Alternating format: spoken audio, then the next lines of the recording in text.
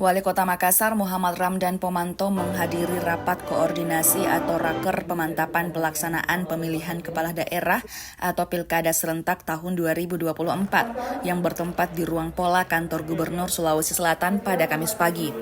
Pada rakor ini dihadiri oleh Ketua KPU Sulawesi Selatan, Ketua Bawaslu Sulawesi Selatan, Ketua DPRD Provinsi Sulawesi Selatan dan seluruh unsur pejabat.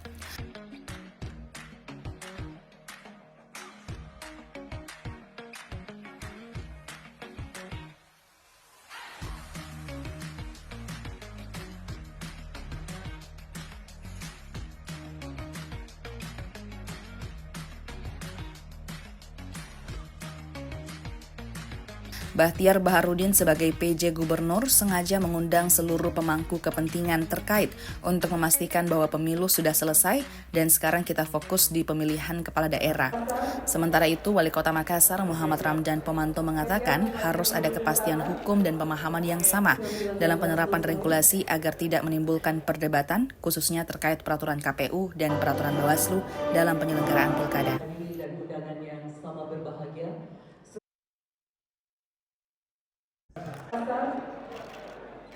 Oke, siap. Siap, Bupati Utara. Oke. Hadirin dan undangan yang sama berbahagia. Dan undangan yang sama berbahagia.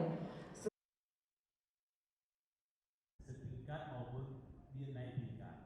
Dani Pomanto berharap Pemprov dan Pemda Kabupaten Kota se-Sulawesi Selatan wajib memberikan support terhadap berjalannya pilkada yang aman dan damai, seperti yang telah dilalui di Pilpres dan Pileg. Begitupun dengan TNI Polri wajib memberikan dukungan kepada seluruh tahapan pilkada serentak tahun 2024.